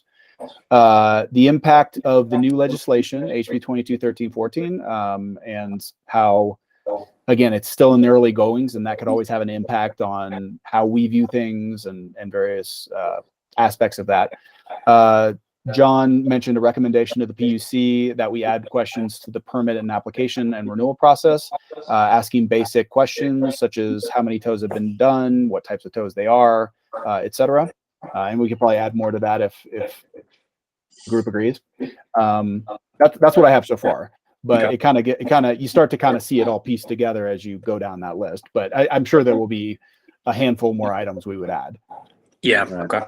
No, I think that's a great start on that stuff. I think in our next meeting, which I guess hopefully will be the broader group, like I try to strike a balance between like being nice and also trying to keep people kind of on track. So I probably will try to continue steering the conversation on like nailing down that. Like maybe we add a couple more or whatever, but let's at least agree on the outline by the end of the next meeting, hopefully. Because I think if we don't do that, we're going to really be in a bad spot to try to get the meat of it filled in on the next 2 meetings. So I'll probably try to steer the conversation that direction next meeting. Right. Well, so one of the things too that we have that I think we need some better shaping of is we're tasked with making a comprehensive set of recommendations with regard to rates, right? Mhm. That is incredibly broad, and that we need some flesh on that. And we'd like to get ourselves a little bit more specific targets for what it is that we're going to try and provide. So yeah, John Roberts is. Oh yeah, Mr. Roberts.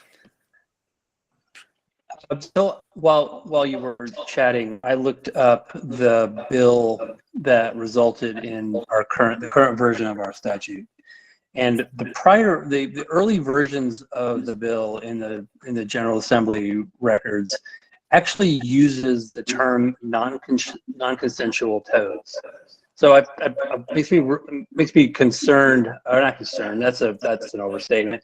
It makes me wonder whether there were some wordsmithing with the non-consensual tows to be without the owner's consent, and whether that we should be inferring that that's what the General Assembly intended. Yeah, I don't. Well, I don't know. And also I'm like conflicted. So because the original towing task force creation bill was the year prior, and as Nate Right. mentioned, the verbiage on without owner's consent didn't change between those two versions, but the context did, right? And the definition did. And so I don't think we have any way to know, frankly, what they meant when they had the task force.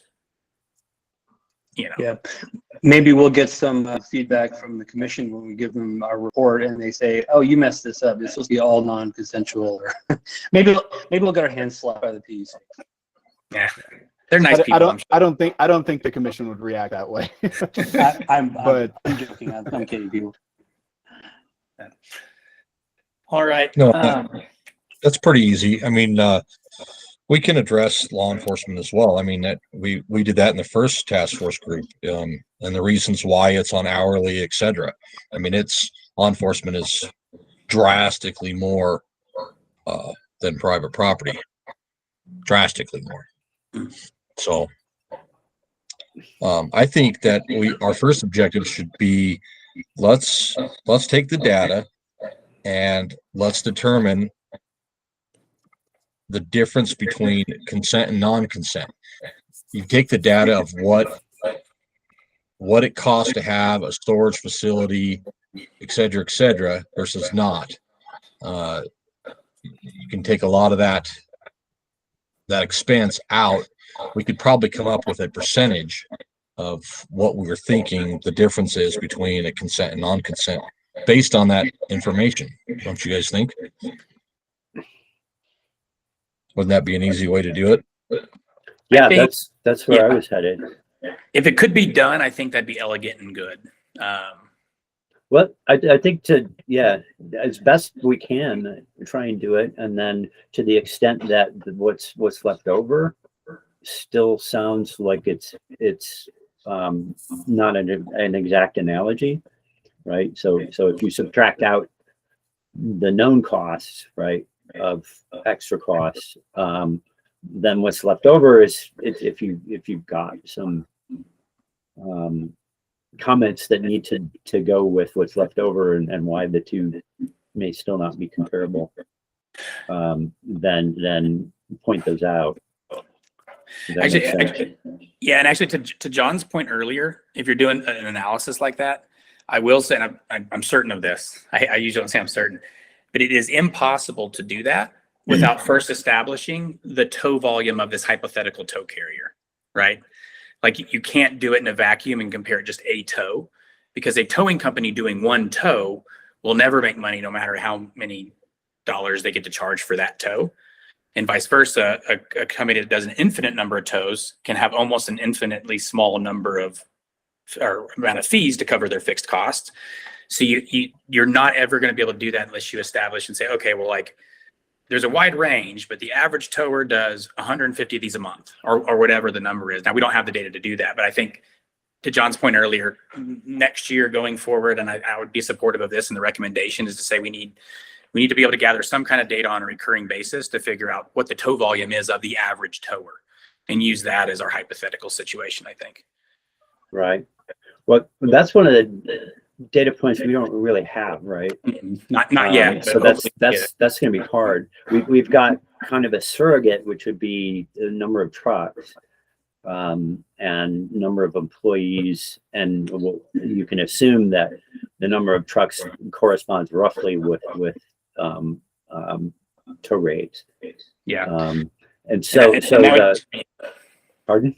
No, I was going to say, yes, unfortunately, it'd just be an educated guess that y'all are relying on me and John effectively. Yeah. But this is one of the things where my tendency to get into the weeds might be helpful, but might not be.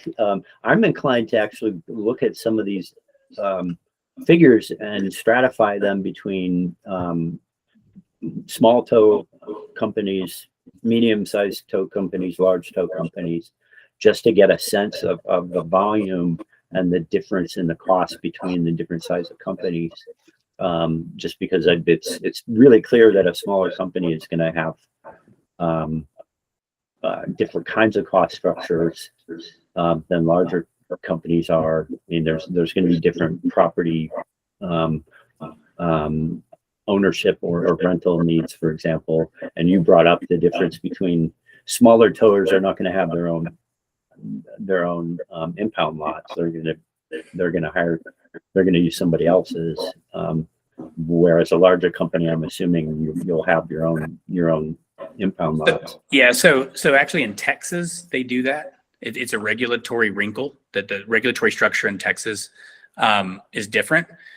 I don't know that it's illegal, but I have never heard of a tow company in Colorado ever using anyone's impound facility. I don't know that there's a rule against it, but if I did that and it came up to the PUC, there would be a lot of head scratching and probably an emergency rulemaking or something involved. Do you think it's a better model? Yes, it is. Yeah. For- But anyway, the part of the thought is just for our, to get a better sense of the costs, it would be useful to stratify between small, medium, large companies. I'm pontificating here. We only have a couple minutes or whatever. I'm just curious, like, what y'all's thoughts are and something. So if we believe, and it is true, because there's a high fixed cost structure to owning a tow company, that the margins between a very large tow company are probably going to be different than a really small tow company. And so then the question becomes, if you had a perfect set of data, is your idea to max or to minimize costs on consumers and still allow whatever operator there is to produce a margin? Or is it a balance between, hey, we want a good number of tow companies out there to compete, but we don't want it so high where there's a million towers and the consumers are paying a lot? Because it goes into, well, it's the reason that governments grant monopolies, for example, right, to power companies. The reason they grant a monopoly to Xcel or whatever is because the scale advantages allow them to produce much lower cost units for the consumer. And so the government has decided that it's worth the cost of having a monopoly and they regulate them. And so something for us to think about in the coming years or whatever is like, what is our objective? Or is our objective on 100% minimizing costs on private property towed folks?